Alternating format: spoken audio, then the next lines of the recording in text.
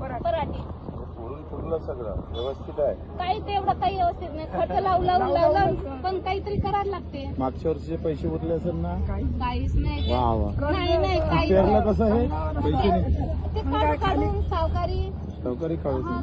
सावकारी काढून किती काढली सावकारची? पण पण बँकेचं लोन नाही काढलं? ते थकीत आहे आमचं. अरे थकीत असल्यामुळे मग सावकार काय भावाने घेते? ते 10,000 रुपये घेतो, 2,500 ते सगळे घेते. 50-40,000 रुपये काढतो.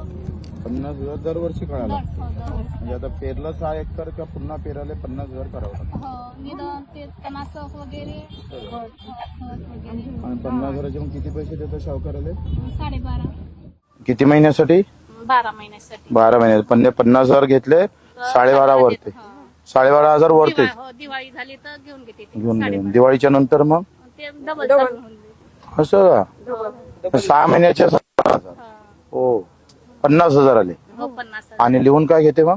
लिहून काही नाही नाही आपले जवळचे तर देते ते दुसरे नाही. नाही का? नाही खत जवळचे कितीचं आणलं तुम्ही मग? हे ते 4,000चं 2-4 पोते. 4,000चे एक पोते 1,000. हे आम्हाला एका एकराला किती लागलं आता? 4 थैल्या तर 3 पोते देतो. म्हणजे कमी देतो लहान पराठी आहे तर. हा मग नंतर पूर्ण किती लागते खत तरी? तरी 12-13 पोते लागते. मग 12,000 13,000चे पोतेच. वेगळी मोठी वेगळी निधन वेगळं. ते म्हणजे काय करू बापू, दुकान चालू आहे आमचं. दुकान चालू आहे. म्हणजे पेरावं लागते म्हणून पेरताय.